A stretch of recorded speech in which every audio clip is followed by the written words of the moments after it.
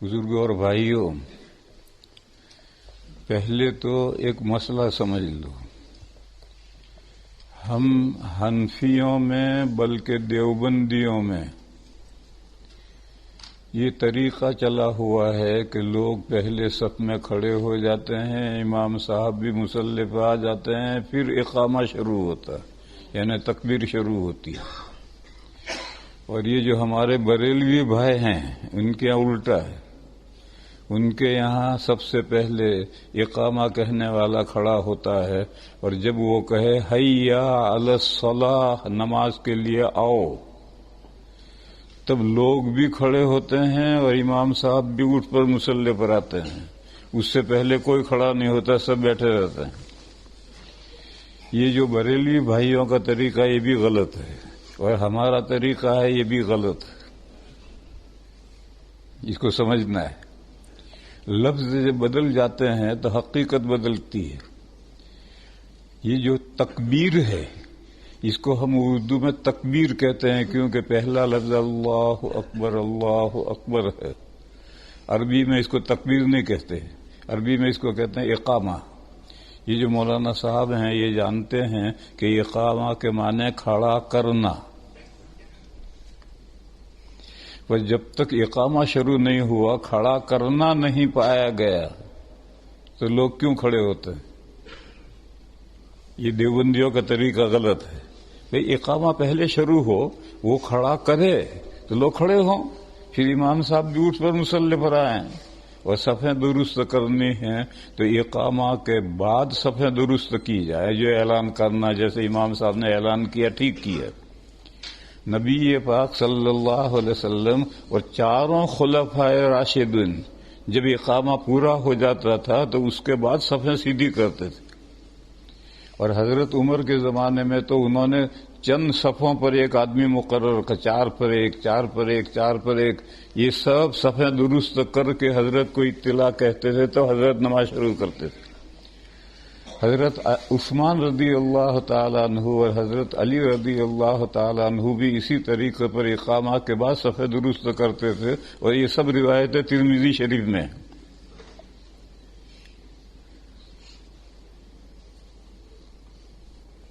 اور آج کل ایک رسم بن گئی ہے کہ امام صاحب نے دائیں طرف دیکھ لیا، بائیں طرف دیکھ لیا، بس دیکھ لیا، ہو گئی صفیں سیدھی۔ ارے اس طرح صفیں سیدھی نہیں ہوتی ہیں، ہدایت دو۔ اگر اتنی بڑی مسجد ہے، ممبر پہ چڑھ کر دیکھو کہ کون آگے پیچھے کھڑا ہے، کون کندھے ملا کر نہیں کھڑا، ان کو ہدایت دو۔ دارالعلوم دیوبند کے صدر مفتی حضرت مفتی سید مہدی حسن صاحب قدس سرہ، ایک چھتے کی مسجد کہلاتی ہے، دارالعلوم کے قریب میں ہے، اس میں معذوروں کے لیے اور جو لوگ پیچھے رہ گئے ہیں ان کے لیے جمعہ کی نماز ہوتی تھی۔ اصل جمعہ کی نماز جامع مسجد میں ہوتی تھی۔ تو حضرت مفتی صاحب خطبہ دیتے تھے ممبر پر، خطبہ دینے کے بعد وہیں کھڑے رہتے تھے، اور اقامہ کہنے والا اقامہ شروع کرتا تھا۔ اس نے اقامہ کر دیا، اس کے بعد حضرت وہیں کھڑے وہ لال ٹوپی والے، ذرا آگے بڑھو، فلاں صاحب ذرا مل کر کھڑے رہو، ایسے پوری مسجد کی صفیں درست کر کے پھر نیچے اتر کر کے نماز شروع کرتے تھے۔ تو صفیں درست کرنے کا وقت اقامہ کے بعد ہے، اور کھڑے ہونے کا وقت بھی اقامہ کے بعد ہے۔ تو ہم جب اقامہ شروع نہیں ہوا، کھڑا کرنا نہیں پایا گیا، تو ہم کیوں کھڑے ہو گئے؟ معلوم ہے ہم بھی غلط ہیں۔ اور بریلوی کہتے ہیں کہ نہیں، حیا علی الصلاۃ پر کھڑے ہو۔ ارے بھئی اقامہ تو اللہ اکبر سے شروع ہوا، جب کھڑا کرنا پایا گیا تو کیوں کھڑے نہ ہو؟ تو وہ جو کہتے ہیں وہ بھی غلط ہے، اور ہم جو کرتے ہیں وہ بھی غلط ہے۔ صحیح کیا ہے؟ جب وقت ہونے والا ہو اور 5 سیکنڈ رہ جائیں تو اقامہ کہنے والا فوراً کھڑا ہو کر اقامہ شروع کر دے، پھر اس کے بعد لوگ کھڑے ہوں، اور امام صاحب کو صفیں درست کرنی ہو، 1-2 صفیں ہوں تو اس میں تو خاص کرنے کی ضرورت نہیں پیش آتی، مگر عید میں، جمعہ میں لمبا مجمع ہوتا ہے تو وہاں پوری صفیں درست کرنے کی ضرورت ہوتی ہے، تو حضرت مفتی صاحب منبر پر ہی کھڑے رہتے تھے اور اقامہ ختم ہونے کے بعد پوری مسجد کی صفیں درست کر کے پھر نیچے آ کر نماز شروع کرتے تھے۔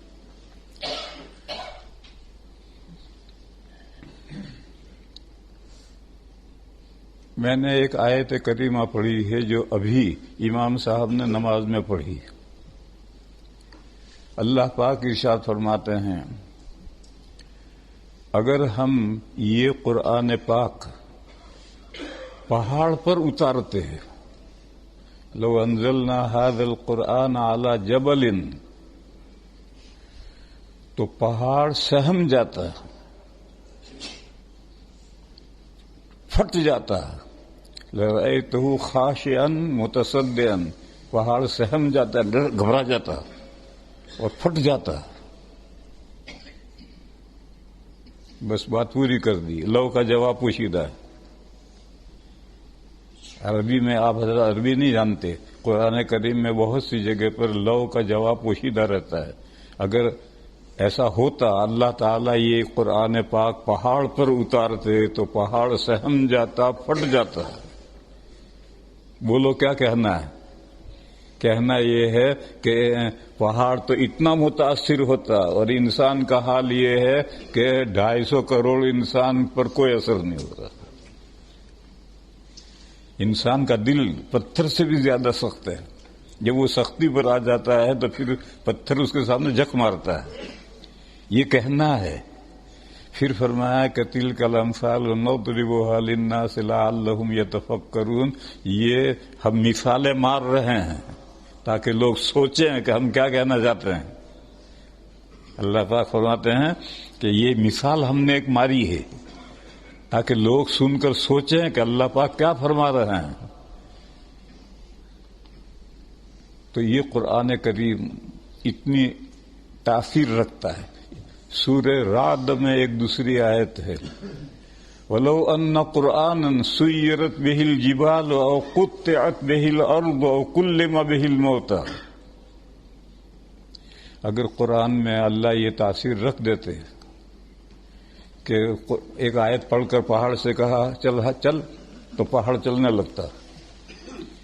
وَلَوْ أَنَّ قُرْآنًا سُيِّرَتْ بِهِ الْجِبَالُ، قرآن کی ایک 2-4 آیتیں پڑھ کر کے یہاں سے دیوبند پہنچ گئے 5 منٹ میں، قطعت بہ الارض، مردہ لیٹا ہوا ہے، قرآن پڑھ کر اس سے کہا بول تو بولنے لگا۔ اگر ایسی تاثیر قرآن میں ہم رکھ دیتے کہ ایسی تاثیر ظاہر ہوتی تو بھی ایمان نہ لانے والے ایمان نہ لاتے۔ بل للہ الامر جمیعا، اللہ جسے چاہتے ہیں ایمان کی توفیق دیتے ہیں، ہر ایک کو نہیں ملتی۔ اگر قرآن میں یہ تاثیر رکھی جا سکتی تھی کہ ایسی تاثیر ظاہر ہو لیکن پھر بھی ایمان نہ لانے والے نہ لاتے۔ وہ ایک بزرگ کا قصہ یاد آیا، ان کی بیوی ان کی بزرگی کی قائل نہیں تھی، یہ قصہ حضرات نے سنا ہوگا۔ ایک دن بزرگ نے سوچا کہ بیوی کو مرید بنانا چاہیے، معتقد بنانا چاہیے، تو وہ بزرگ اڑ کر کے گھر کے اوپر سے گزرے۔ یہ قصے ہیں، وہ قصوں کے لیے کوئی ضروری نہیں ہے کہ بات صحیح ہو، قصے تو ایسے بھی لوگ چلتے کرتے ہیں۔ اور یاد رکھو، قصوں سے، کہانیوں سے، واقعات سے عقیدے نہیں بنتے لیکن عقیدے بگڑتے۔ کہیں آپ سمجھنے لگیں کہ وہ بزرگ اڑ بھی سکتا ہے، ارے پرندہ اڑتا ہے، بزرگ کہاں اڑتے ہیں، یہ قصہ ہے۔ تو بزرگ نے اڑ کر کے گھر کے اوپر سے گزرے، بیوی نے دیکھا کہ بزرگ ایک آدمی جا رہا ہے، بہت اونچا جا رہا تھا، ہوائی جہاز اونچا جاتا ہے۔ پھر جب بزرگ گھر آئے تو بیوی نے کہا تم بڑے بزرگ بنتے ہو، بزرگ تو ہم نے آج دیکھا، گھر کے اوپر سے اڑ کر کے جا رہا تھا۔ تو بزرگ نے کہا کہ خوش نصیب وہ میں ہی تو تھا۔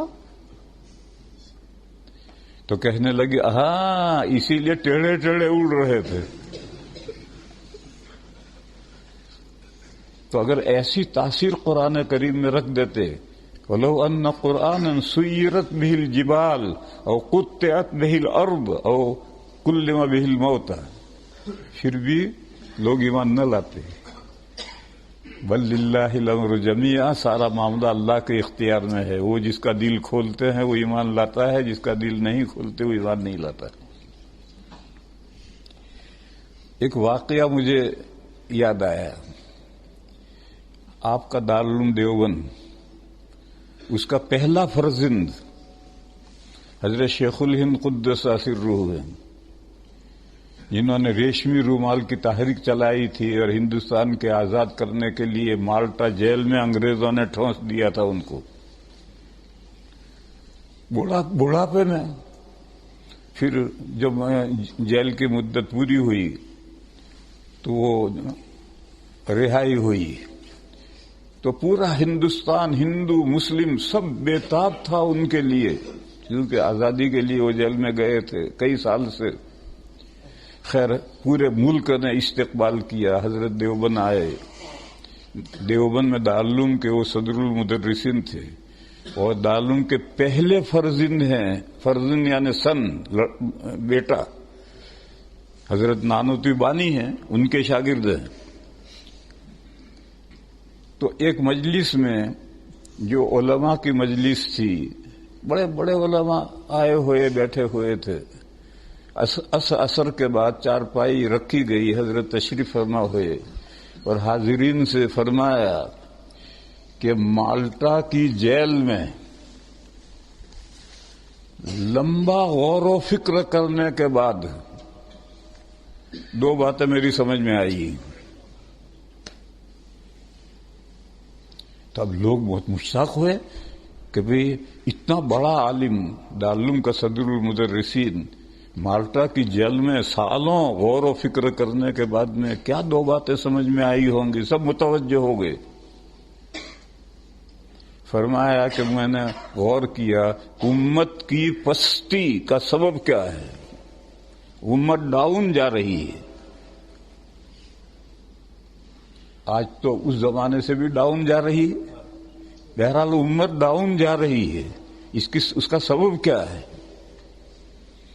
یہ قصہ میں یہاں روکتا ہوں، پھر ایک درمیان میں دوسرا قصہ سناتا ہوں. حضرت مولانا محمد عمر صاحب پالنپوری رحمہ اللہ قدس سرہ تبلیغی جماعت کے بڑے آدمی تھے. وہ ایک بات فرمایا کرتے تھے. وہ فرماتے تھے کہ اسلام کی گاڑی کا پیٹرول ارب ہیں، ہم تو بے پیٹرول کی گاڑی دھکا دے کر چلا رہے ہیں. واقعہ بھی یہی.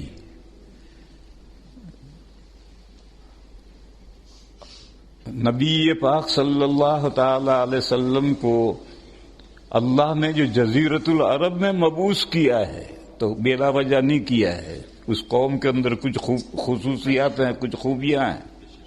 جب تک عرب زندہ نہیں ہوگا اسلام سربلند نہیں ہوگا، اور جب تک عرب دشمنوں کے ہاتھوں میں پھنسا رہے گا اسلام دنیا میں سرنگوں رہے گا.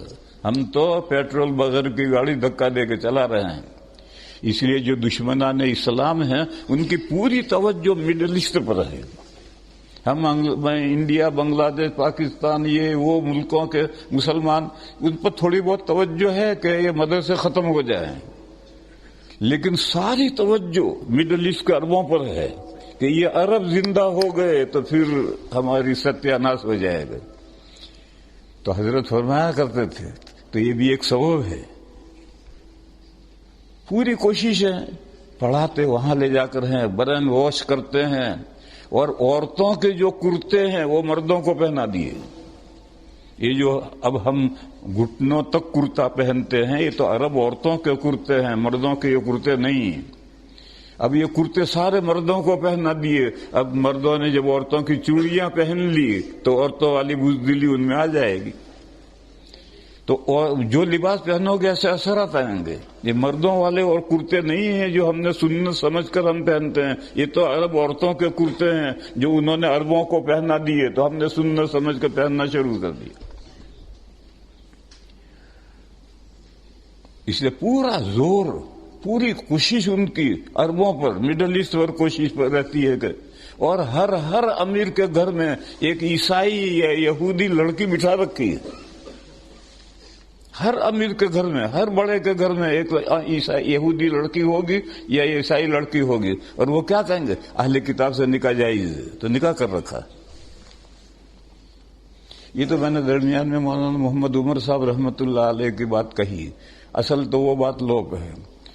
جب سب لوگ متوجہ ہو گئے کہ رئیس العلماء، سب سے بڑے حضرت نے مالٹا کی جیل میں کیا باتیں دو پائی ہیں، مسلمانوں کی پستی، مسلمان جو پوری دنیا میں ڈاؤن جا رہے ہیں، حالانکہ 150 کروڑ ہیں پوری دنیا میں، مسلمان 150 کروڑ ہیں.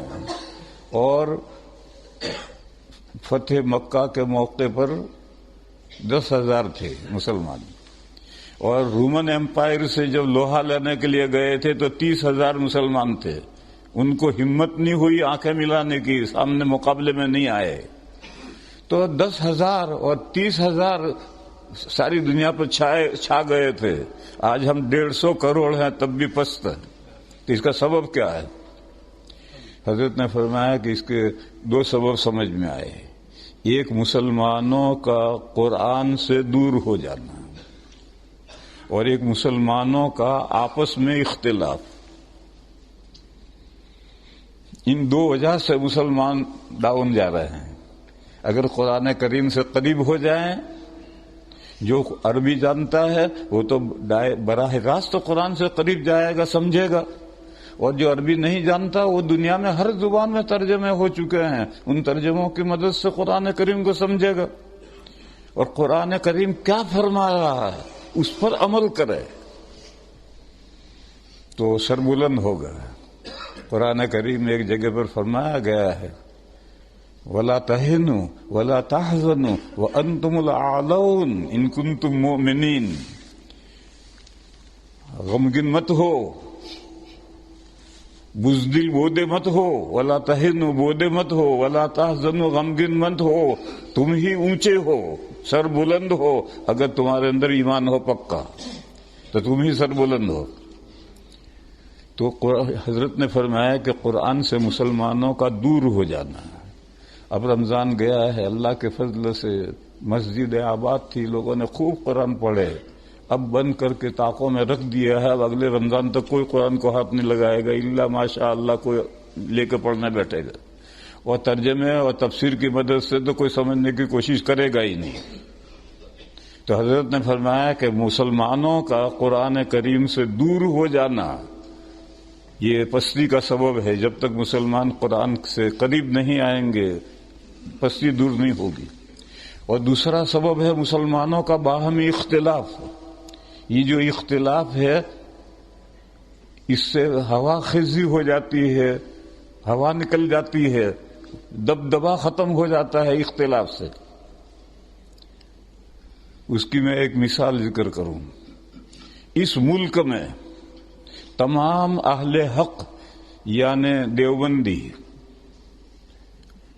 چاند کے مسئلے میں سب متفق تھے. میں یہاں سب سے پہلے آیا ہوں اس ملک میں 40 سال پہلے، بولٹن میں آیا تھا.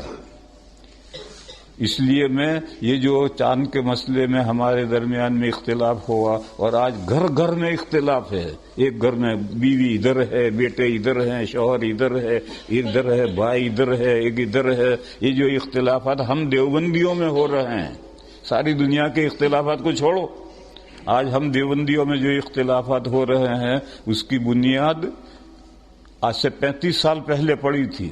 اور میں یہاں اس ملک میں 40 سال سے آ رہا ہوں، اس لیے مجھے پوری تفصیلات معلوم ہے. آپ کو اتنی معلومات نہیں جتنی مجھے معلوم.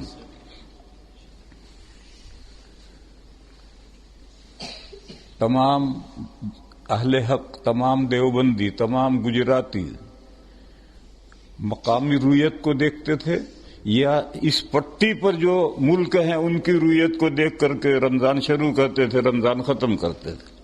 اس پٹی پر مراکش آتا ہے، پھر آگے ساؤتھ افریقہ آتا ہے، وہاں بھی اپنے لوگ ہیں. یہ پوری لمبی پٹی ہے.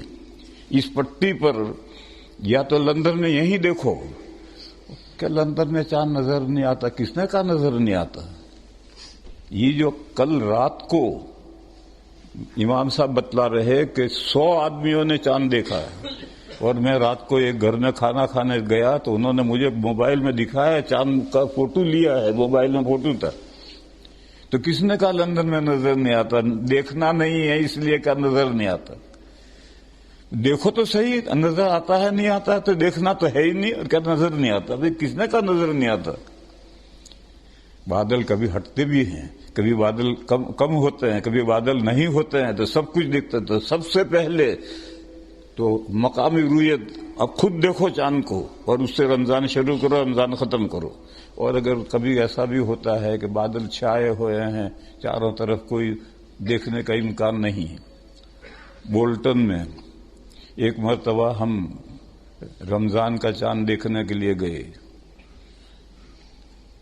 اور ایک وہاں ونٹر ہیل ہے، بہت اونچی ٹیلا، مٹی کا ٹیلا ہے بہت اونچا، ونٹر ہیل نام ہے اس کا.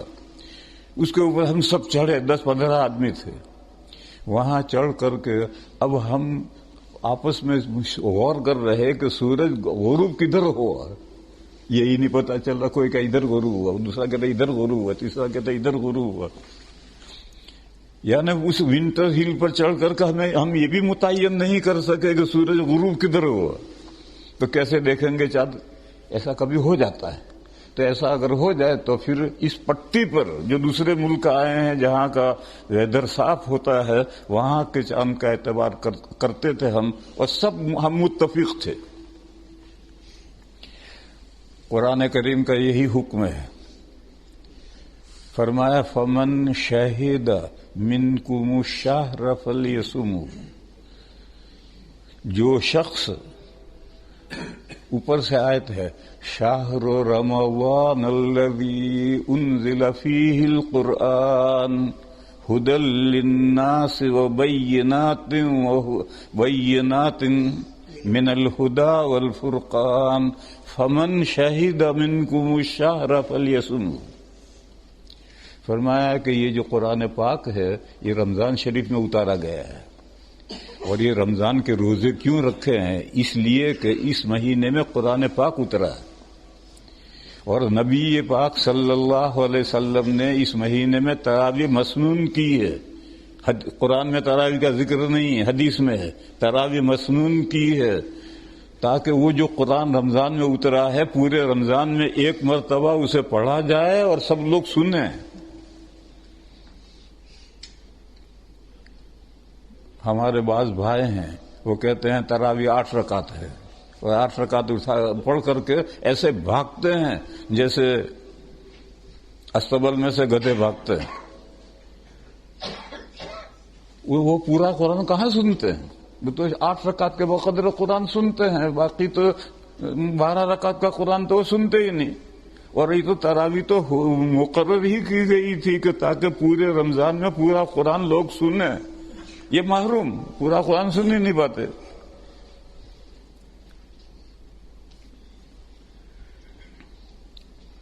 پھر فرمایا کہ فمن شہد منکم الشہر فلیصوم، پس جو شخص تم میں سے رمضان شریف کا مشاہدہ کرے، آنکھ سے دیکھے، وہ اس مہینے کے روزے رکھے.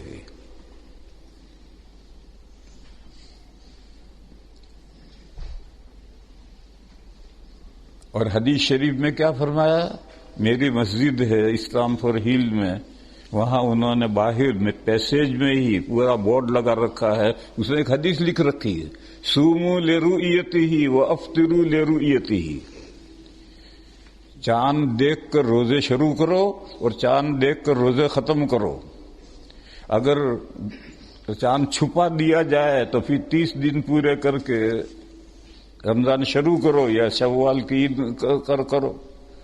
یہ حدیث ہے، یہ سنت ہے. تو قرآن اور سنت پر جب تک ہم نہیں آئیں گے ہمارے اختلافات ختم نہیں ہوں گے. 35 سال سے میں یہ اختلافات دیکھ رہا ہوں، اور یہ اختلافات صرف قرآن و سنت سے ہٹنے کے نتیجے میں ہیں. قرآن کی یہ آیت ہے فمن شہد منکم الشہر فلیصمہ، بس جو شخص تم میں سے چاند کا مشاہدہ کرے، چاند کو دیکھے، وہ اس مہینے کے روزے رکھے۔ اور مسئلہ بھی یہی ہے کہ ہر تمام جگہوں میں، ملک میں، ہر آبادی میں آبادی والے چاند دیکھنے کی کوشش کریں گے۔ یہ نہیں کہ دلی سے خبر آ جائے گی، بامبے سے خبر آ جائے گی، نہیں، خبر نہیں، پہلے دیکھنے کی کوشش کرو۔ اور جب سب جگہ پر لوگ دیکھ رہے ہیں تو ایک جگہ کی رویت دوسری جگہ معتبر ہے، لیکن بوگس رویت معتبر نہیں ہے۔ حقیقی ریئل رویت جو ہے وہ معتبر ہے، بوگس رویت معتبر نہیں ہے۔ دو چار کی طرح سے واضح ہے کہ یہ رویت ہے ہی نہیں، خواہ کی رویت بنا دی ہے اسے، اس رویت کا کوئی اعتبار نہیں ہے۔ حقیقی ریئل رویت ہو، اور وہ بھی اس پٹی پر۔ ویسٹ کی خبر ایسٹ میں معتبر نہیں، ایسٹ کی خبر معتبر ہے، ویسٹ میں معتبر ہے، لیکن ریئل رویت ہو تو معتبر ہے، بوگس رویت ہے تو معتبر نہیں۔ پھر ہمارا یہ علماء جو ہیں وہ سمجھیں، ہمارا اور سعودیہ والے جو ہیں وہ ہمبلی ہیں۔ ہمارا اور ان کا ایک بنیادی مسئلے میں اختلاف ہے، وہ یہ ہے کہ مطلب بالکل صاف ہے تو کتنے آدمی کا چاند دیکھنا ضروری ہے؟ ہمارے یہاں جم غفیر ضروری ہے، اتنے لوگ چاند دیکھیں کہ جن کا جھوٹ پر اتفاق محال ہو۔ سعودیہ کے یہاں یہ ضرور، ہمبلیوں کے یہ ضروری نہیں۔ ہمبلیوں کے یہاں اگر مطلع صاف ہو تو بھی 2 آدمیوں کی گواہی پر چاند ثابت ہو جاتا ہے، تو ہمارے یہاں تو ثابت ہی نہیں ہوتا۔ اور سعودی عرب کا مطلع عام طور پر صاف رہتا ہے۔ سعودی عرب میں، مکہ مدینے میں تو اس سال بارش ہو رہی تھی، لیکن سعودی عربیہ تو بہت بڑا ملک ہے، اور کہیں بارش نہیں ہو رہی تھی، اور کہیں 2 ہی آدمی دیکھنے والے چاند، ہمیشہ وہی 2 دیکھتے ہیں، دوسرے کوئی کسی کو نظر ہی نہیں آتا۔ چلو تمہارا مذہب ہے، تم جانو، لیکن ہمارے یہاں تو ایسی صورت میں جم غفیر ضروری ہے، اتنے کثیر تعداد میں لوگ دیکھیں کہ جن کا جھوٹ پر اتفاق محال ہو تو چاند ثابت ہوگا، ورنہ ثابت نہیں ہوگا۔ ایسا سعودیہ میں کبھی بھی نہیں ہوتا، اس لیے وہ رویت ہی ڈاؤٹ فل ہے۔ اور حدیث شریف میں ہے کہ دع ما یریبک الی ما لا یریبک، وہ بات جو دل میں کھٹک پیدا کرے اسے چھوڑو، اور بے کھٹک جو بات ہے اسے لو۔ دع ما یریبک الی ما لا یریبک۔ تو جب ہم جانتے ہیں کہ جو گواہی دے رہا ہے اور وہ آدمی گڑبڑ ہے تو اس کو لینے کی کیا ضرورت ہے؟ آپ کا ملک میں اولن تو آپ اپنے ملک میں چاند دیکھو، اور پھر جو ہماری پٹی ہے اس پٹی پر شمال اور جنوب تک، نارتھ اور ساؤتھ تک جہاں سے بھی خبریں آئی یہ معتبر ہے۔ یہ جو ہم دیوبندی اور ہم گجراتی جو قرآن اور سنت سے ہٹ گئے، اس نے ہمارے اندر اختلاف پیدا کر دیا، اور آج گھر گھر میں اختلاف ہے، مسجد مسجد میں اختلاف ہے، اور یہ اس وقت تک رہے گا جب تک کہ ہم قرآن و سنت پر نہیں آئیں گے۔ قرآن و سنت کیا ہے؟ فمن شہد منکم الشہر فلیصمہ، جو تم میں سے چاند کا، مہینے کا مشاہدہ کرے، اپنے آنکھ سے دیکھ لے، وہ اس مہینے کے روزے رکھے۔ اور حدیث شریف میں ہے کہ چاند دیکھ کر روزے شروع کرو، چاند دیکھ کر روزے ختم کرو۔ یہ قرآن و سنت ہے، اس سے ہم ہٹ گئے تو آپس میں جھگڑے، اختلافات شروع ہو گئے۔ اس لیے میری یہ بات آپ حضرات تو الحمدللہ سمجھتے ہیں، جو لوگ نہیں سمجھتے ان تک بھی میری یہ بات پہنچاؤ۔ لوگ کہتے ہیں کہ جھگڑا مولویوں نے کھڑا کیا ہے، بے شک مولویوں نے کھڑا کیا ہے، لیکن مولویوں نے جھگڑا اس لیے کھڑا کیا ہے کہ یہ قرآن و سنت سے ہٹے ہیں، اور ہٹنے کی وجہ سے یہ جھگڑا کھڑا ہوا ہے، اور میرے سامنے کھڑا ہوا ہے۔ میں بولٹن کی مسجد میں رمضان میں تھا، اس وقت تک لوگ مراکش کے چاند پر رمضان شروع کرتے تھے، رمضان ختم کرتے تھے۔ سعودیہ کا کوئی اعتبار نہیں کیا، سعودیہ کا فتنہ اس سے پہلے شروع ہوا ہے۔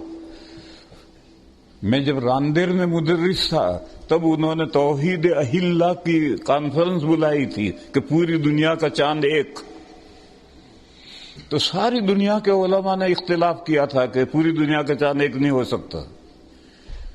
تو کانفرنس میں تو کوئی بات طے نہیں ہوئی، تو انہوں نے پھر یہ شروع کر دی کہ نیو مون پر وہ اعلان کرنے لگے کہ ہمارے 2 آدمیوں نے دیکھا. ارے نیو مون پر کیسے دیکھا؟ کوئی آدمی نیو مون کے اوپر تھوڑی دیکھ سکتا ہے. ارے شروع کر دی. یہ اسی لیے میں کہہ رہا ہوں کہ یہ فتنہ سعودیہ نے اس سے پہلے شروع کیا تھا. جب میں راندر میں مدرس تھا تب سے یہ فتنہ شروع ہوا تھا. پھر میں بولٹن میں تھا اور وہاں تک سب مراکش کی خبر پر چلتے تھے. ایک رمضان میں ایسا ہوا کہ فیکس آتا تھا ایک دکان میں، تو 12 بجے تک تو 29 تاریخ کو بیٹھے بیٹھے انتظار کرتے رہے، کوئی فیکس آئے کوئی فیکس آئے، نہیں آیا. تو لوگ جا کر سو گئے. ان کے سونے کے بعد رات 2 بجے فیکس آیا کہ چاند ہو گیا. اب دکان میں تو کوئی تھا ہی نہیں.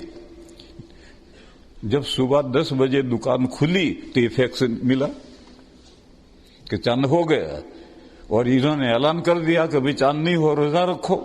تو سب نے روزہ رکھا، میں نے بھی روزہ رکھا ہے بولٹن میں. اب 10 بجے فیکس ملا کہ چاند ہو گیا. تو اب ہمارے لوگ کمیٹی والے سب اکٹھا ہوئے، بھی کیا کریں گے، کیا کرنا. تو میں ایسے موقع پر کمیٹیوں میں شامل نہیں ہوتا. بھئی تمہارے ملک کا مسئلہ تم خود ہی نمٹو، مجھے میں شریک کرو. جب ان سے کوئی فیصلہ نہیں ہوا تو پھر وہ بولٹن میرے پاس آئے. تو میں نے کہا کہ بھئی جب تم مراکش کے چاند پر فیصلہ کرتے ہو اور وہ فیکس آ گیا ہے اور تم 12 بجے اٹھ کر چلے گئے، تمہاری غلطی تھی. وہ تو جب ان کا فیصلہ ہوگا تب فیکس کرے گا. لہذا اس فیکس کے مطابق آج روزہ توڑ دو اور اگلے دن عید پڑھو. یہ فیصلہ کر دیا. بولٹن کی مسجد میں ظہر کی نماز کے بعد میں نے کھڑے ہو کر اعلان کیا کہ یہ صورتحال پیش آئی، اور سب کے سامنے میں نے پانی پیا اور پھر سب نے روزہ توڑا. دوسرے دن عید ہوئی. یہ واقعہ پیش آیا تھا آج سے 35 سال پہلے. اس وقت 3 بندوں نے روزہ نہیں توڑا. میں نام نہیں لیتا ان کا، ان میں سے 1-2 تو ابھی حیات ہیں. 3 بندوں نے روزہ نہیں توڑا. تو باقی لوگوں نے کہا کہ بھئی ہم تو تمہاری دم پکڑ کر کے مراکش کے پیچھے چل رہے تھے اور تم نے کیوں مراکش کی بات نہیں مانی. انہوں نے روزہ نہیں توڑا، شام تک روزہ پورا کیا. بس یہیں سے اختلاف شروع ہوا. یہ میجورٹی کہتے کہ ہم تو تمہاری دم پکڑ کر نہیں جاتے، ہم تو سعودیہ کے پیچھے جائیں گے. یوں سعودیہ کا اور مراکش کا یہ اختلاف 35 سال پہلے شروع ہوا ہے. تو میرے بھائیوں، میں کہہ ہی رہا تھا کہ قرآن و سنت، حضرت نے فرمایا تھا کہ مسلمانوں کی پستی 2 وجہ سے ہے. ایک تو قرآن و سنت سے بعد ہو گیا، اور دوسرا مسلمانوں کا اختلاف. یہ اختلاف قرآن و سنت پر عمل نہ کرنے کے نتیجے میں ہوا ہے. آج بھی اگر ہم لوگ قرآن و سنت پر آئیں گے تو اختلاف ختم ہوگا. اس کے علاوہ اختلاف ختم کرنے کی کوئی صورت نہیں، بلکہ اختلاف بڑھتا ہی چلا جائے گا. کچھ لوگ تو حساب والے کھڑے ہو جائیں گے، کچھ لوگ وہاں کا اعتبار کریں گے، کچھ لوگ وہاں کا اعتبار کریں گے. اختلافات بڑھتے جائیں گے، ختم کبھی نہیں ہوں گے. ختم اس وقت ہوں گے جبکہ آپ قرآن و سنت پر آئیں. اور قرآن یہ ہے فمن شہید منکم الشہر فلیصمہ، تم میں سے جو مشاہدہ کرے مہینے کا مشاہدہ کیسے کرے گا؟ چاند کے ذریعے سے ہوگا. اور حدیث کہتی ہے صوموا لرؤیتہ وافطروا لرؤیتہ. اور یہ بات بالکل یقینی ہے کہ ایسٹر کی خبر ویسٹر میں مانی جاتی ہے، لیکن ایسٹر کی خبر رویت جو ہے ریئل ہو تو مانی جائے گی، بوگس ہو تو کیسے مانی جائے گی؟ اور ویسٹر کی خبر تو ایسٹر میں نہیں مانی جاتی. مگر اب ماننے لگے. سعودیہ کی خبر ملیشیا، انڈونیشیا والے فالو کر رہے ہیں. وہ ایسٹر میں فار اوے وہ فالو کر رہے ہیں. اس سال نہیں کیا. اس سال نہیں کیا. یہ کہہ رہے ہیں کہ انڈونیشیا، یہاں ایک دوسرا مسئلہ کھڑا ہوا. جب پہلا روزہ سعودیہ نے اعلان کیا تو میں اسی مسجد میں تھا. میں نے بھی سب کے ساتھ روزہ رکھا. مسجد میں اختلاف نہیں ہونا چاہیے. اور ایک روزہ ہم نفلی رکھ لیں تو کیا حرج ہے؟ تو میں نے بھی رکھا. لیکن جب رمضان ختم ہوا تب بھی یہی صورت پھر پیش آئی. اب تو یہ جو آخری روزہ ہے تو فرض ہے، وہ تو میں نے نفل کے نیت سے رکھ لیا تاکہ سب کی موافقت رہے، آپس میں اختلاف نہ ہو. لیکن اب تو یہ تو فرض ہے. اب فرض میں لوگوں کی موافقت کی وجہ سے ہم فرض کو چھوڑ دیں، یہ نہیں ہو سکتا کہ لوگوں میں اتفاق ہوا اس لیے آج ظہر کی نماز نہیں پڑھتے ہم. یہ کیسے نہیں پڑھیں گے؟ تو فرض ہے. تو اس لیے میں نے روزہ رکھا، آپ حضرات نے بھی رکھا. تو جہاں نفل کی بات ہے چلو کوئی حرج نہیں، لیکن جہاں فرض کا مسئلہ آئے گا پھر وہاں اختلاف، عدم اختلاف کو نہیں دیکھا جائے گا.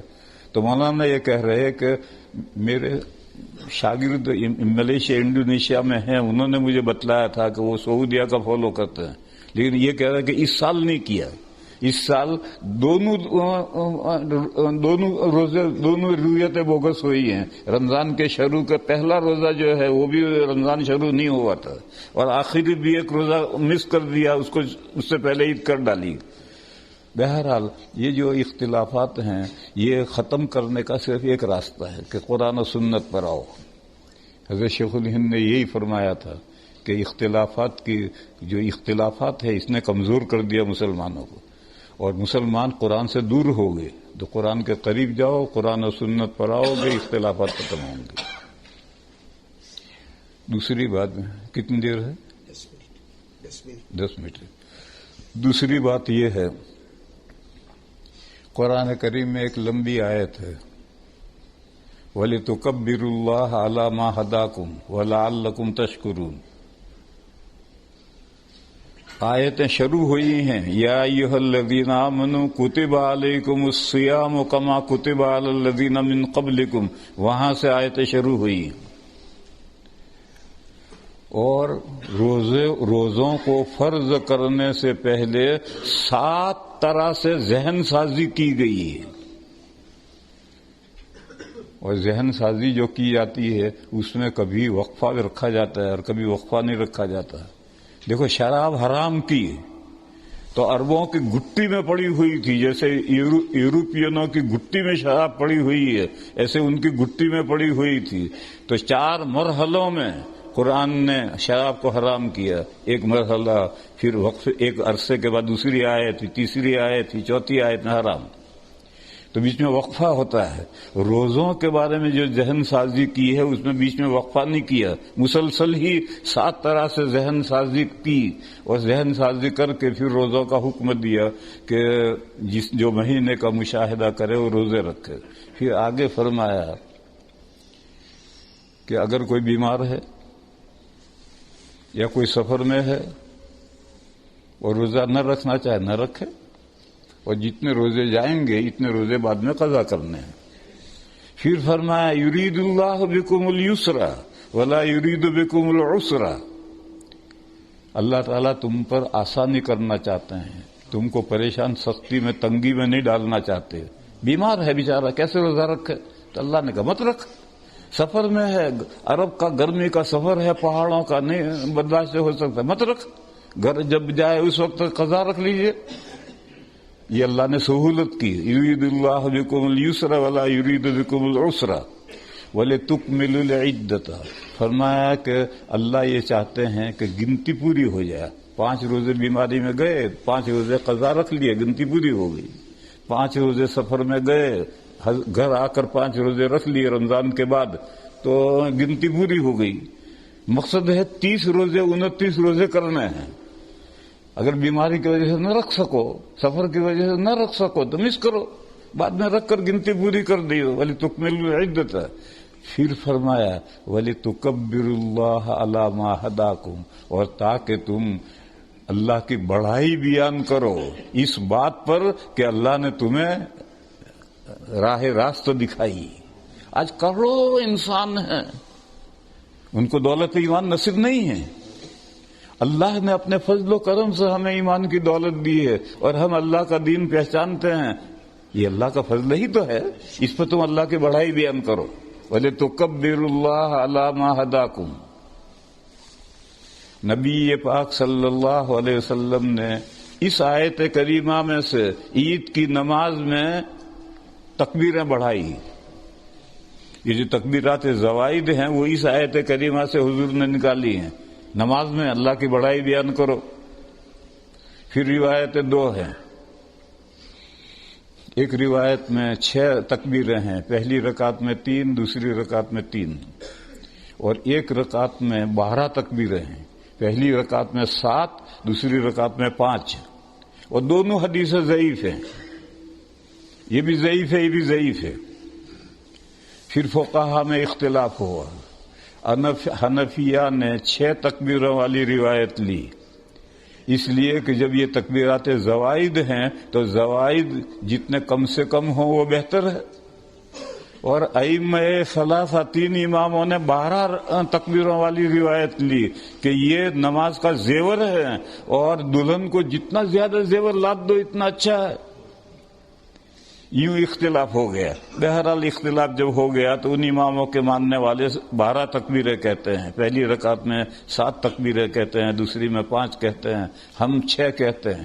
یہ جو 6 ہیں اور 12 ہیں یہ اس آیت میں سے حضور نے نکالی ہے. وَلِتُكَبِّرُوا اللَّهَ عَلَىٰ مَا هَدَاكُمْ. پھر واو آیا عاطفہ اور فرمایا وَلَعَلَّكُمْ تَشْكُرُونَ، اور تاکہ تم اللہ کا شکر بجا لاؤ. یہ عام بات ہے. ہم جو دعا کرتے ہیں نماز عید کے بعد دعا کرتے ہیں یہ وَلَعَلَّكُمْ تَشْكُرُونَ ہے، اور اس کے بعد متصلاً آیت آئی ہے وَإِذَا سَأَلَكَ عِبَادِي عَنِّي فَإِنِّي قَرِيبٌ. تو یہ دعا یہ بھی اللہ کا شکر بجا لانا ہے. اس کے علاوہ ہم جو صدقہ فطر نکالتے ہیں یہ بھی اللہ کا شکر بجا لانا ہے. حدیث شریف میں فرمایا گیا کہ ہمارے روزوں میں کچھ نہ کچھ گڑبڑ رہ ہی جاتی ہے، اور خیرات سے اللہ تعالیٰ کا ناراضگی دور ہوتی ہے، تو روزے پاک ہو جاتے ہیں. تو صدقہ فطر ادا کرنا ہے نماز سے پہلے تاکہ ہمارے روزے پاک ہوں، اور پھر اس کے بعد ہم آ کر کے دوگانا پڑھیں. تو آج ہمیں دوگانا پڑھنا ہے اور 6 زائد تکبیروں کے ساتھ پڑھنا ہے. اور لوگ عام طور پر جانتے ہیں، بڑے تو جانتے ہیں، چھوٹے جو ہیں نئے جو ہیں ان کو بتانا پڑتا ہے. پہلی رکعت نیت کرو. نیت عقد قلب کا نام ہے، دل کے ارادے کا نام ہے. وہ ہم اس کو ارادہ کر کے ہی تو مسجد میں آئے ہیں، کپڑے نئے نئے پہن کر کے، بس یہی نیت ہے. البتہ جب آپ کھڑے ہوں گے تو آپ کو اقتداء کی نیت کرنی ہے کہ میں امام کی اقتداء میں نماز پڑھ رہا ہوں. یہ نیت ضروری ہے، کیونکہ انجن کے ساتھ ڈبے نہیں لگیں گے تو دلی کیسے پہنچیں گے؟ ڈبوں کے لیے ضروری کہ انجن کے ساتھ لگے جبھی تو دلی پہنچیں گے. اس لیے یہ نیت دل میں، یہ بھی نیت ہوتی ہی ہے، بس دل کے ارادہ ہے. اور اگر کوئی زبان سے کہہ لے تو اچھا ہے. اب اس میں لوگوں کا مزاج ہے کہ چھوٹی چیز پسند نہیں، لمبی کرو. یہ لوگوں کا مزاج ہے. اگر دعا 2 لفظوں میں کرو تو لوگوں کو پسند نہیں. 1 گھنٹے کی دعا کرو تب مزہ ہے لوگوں کو، اگرچہ سمجھا کچھ نہیں. میرے حضرت شیخ مولانا زکریا صاحب قدس سرہ فرمایا کرتے تھے مجھے دعا کرنا آتا ہے، کرانا نہیں آتا. وہ تبلیغ جماعت کے سرپرست تھے، اور تبلیغ جماعت جو ہے دعا کے اندر غلو کرنے لگی ہے، حد سے آگے بڑھتی ہے. 1 گھنٹے تو ہوتا ہے، اور لوگ دور دور سے دعا میں شریک ہونے آتے ہیں. اور وہ دعا نہیں ہوتی، دعا یا تقریر ہوتی. جو کوئی دعا کر رہا تو یوں ہاتھ کرے گا، بھئی یہ تو تقریر کر رہا ہے دعا کر رہا ہے. جب تک معصورہ دعائیں پڑھے گا تو ہاتھ اٹھائے گا، پھر جب انگریزی میں یا اردو میں دعا کرے گا تو پھر ہاتھ ہلائے گا. تقریر کرتا ہے اس طرح سے. میرے بھائی دعا تو ذرا سی ہوتی ہے، تھوڑی سی ہوتی ہے، اور ہر شخص اپنے دل کی مراد امام صاحب جہرن کریں، تھوڑا سا کریں تاکہ لوگ دعا کرنا سیکھیں. باقی اس کے بعد امام صاحب خاموشی اختیار کریں تاکہ لوگ اپنے دل کی مرادیں، اللہ ہر زبان جانتے ہیں، اپنے دل کی مرادیں ہیں. کسی کے گھر میں بیمار پڑا ہے، کوئی قرض میں پھنسا ہے، کوئی کسی معاملے میں ہے، کوئی کسی، تو ہر ایک اپنی مرادیں اللہ سے مانگو. تو یہ دعا کرنا یہ بھی اللہ کا شکر بجا لانا ہے، اور صدقۃ فطر ادا کرنا یہ بھی اللہ کا شکر بجا لانا ہے. تو جب کھڑے ہوئے، دیکھو اذان اور اقامہ صرف فرض نمازوں کے لیے ہیں، فرض نمازوں کے علاوہ کے لیے نہ اذان ہے نہ اقامہ ہے۔ جب لوگ امام صاحب نے ممبر پر چڑھ کر ساری مسجد کی صفیں درست کی اور جب پھر وہ اتر کر مصلی پر آئے، نماز شروع ہونے والی ہے، تو دل میں نیت کرو، زبان سے بھی کہہ لو اچھا ہے، پھر اس کے بعد میں تکبیر تحریمہ کہہ کر ہاتھ باندھ لو اور ثنا پڑھو، جو ہر نماز میں ہم ثنا پڑھتے ہیں۔ جب ثنا پوری ہو جائے تو اب رکو، پھر اس کے بعد امام صاحب جب ثنا سے فارغ ہوں گے تو وہ ہاتھ اٹھا کر کے اللہ اکبر کہیں گے، تو آپ بھی ہاتھ اٹھا کر کے اللہ اکبر کہہ کر ہاتھ چھوڑ دیں۔ پھر امام صاحب 3 مرتبہ سبحان اللہ سبحان اللہ سبحان اللہ اتنا وقفہ کریں گے، اور اتنا وقفہ کر کے دوسری تکبیر کہیں گے ہاتھ اٹھا کر، تو اس وقت آپ بھی ہاتھ اٹھا کر کے اللہ اکبر کہہ کر ہاتھ چھوڑ دیں۔ پھر اتنا وقفہ کر کے پھر امام صاحب تیسری تکبیر کہہ کر ہاتھ باندھ لیں گے، تو آپ بھی باندھ لیں ہاتھ۔ پھر آگے ذمہ داری امام صاحب کی ہے، وہ سورہ اعوذ بسم اللہ پڑھیں گے، ہمیں کچھ نہیں پڑھنا، وہ اعوذ بسم اللہ پڑھیں گے، فاتحہ پڑھیں گے، کسی جگہ سے قرآن پاک پڑھیں گے، پھر رکوع کریں گے، سجدے کریں گے، دوسری رکعت کے لیے کھڑے ہوں گے، تو کھڑے ہوتے ہی قرات شروع ہوگی، فاتحہ پڑھیں گے، سورت پڑھیں گے، سورت پڑھنے کے بعد میں پھر امام صاحب 3 زائد تکبیریں کہیں گے، وہی ہاتھ اٹھا کر کے اللہ اکبر کہہ کر ہاتھ چھوڑ دیں گے، پھر ذرا سے وقفے کے بعد پھر دوسری تکبیر کہیں گے، پھر تیسری تکبیر کہیں گے، اس کے بعد چوتھی تکبیر ہاتھ اٹھائے بغیر کہہ کر رکوع میں جانا ہے۔ رکوع سجدے کرو، قاعدہ کرو، سلام پھیرو، دعا امام صاحب بھی مانگیں گے، لوگوں کو سکھلائیں گے کہ دعا اس طرح مانگی جاتی ہے، پھر خاموش ہوں گے، لوگ بھی اپنی اپنی دعائیں اپنے دل کی مرادیں مانگیں گے، پھر دعا مانگنے کے بعد میں پھر امام صاحب خطبہ دیں گے، 2 خطبے دیں گے۔ یہ خطبے سننا واجب ہے، اور ہر خطبہ سننا واجب ہے، جمعہ کا خطبہ سننا بھی واجب ہے، عیدین کے خطبے سننا بھی واجب ہے، حتیٰ کہ نکاح کا خطبہ سننا بھی واجب ہے۔ لہذا لوگ اپنی اپنی جگہ بیٹھے رہیں اور دونوں خطبے سنیں، اگرچہ سمجھ میں نہ آئے۔ لوگ کہتے ہیں جب سمجھ میں نہ آئے تو کیا سنیں گے؟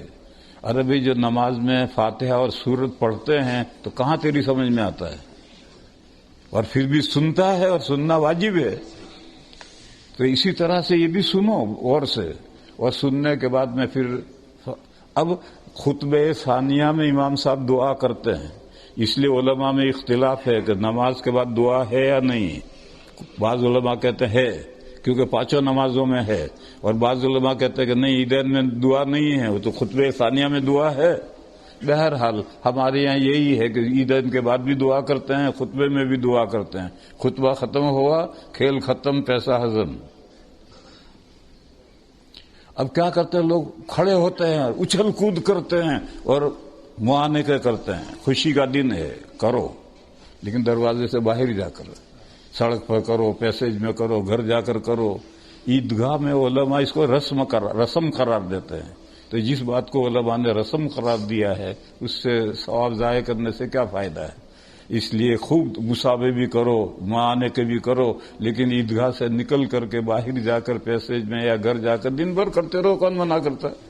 لیکن جہاں عید کی نماز پڑھی ہے وہاں یہ مسافے کرنا اور یہ معانقہ کرنا، اس کو علماء نے رسم قرار دیا ہے۔ اور جیسے بدعات کو چھوڑنا ضروری ہے، رسموں کو چھوڑنا بھی ضروری ہے۔ وآخر دعوانا ان الحمدللہ۔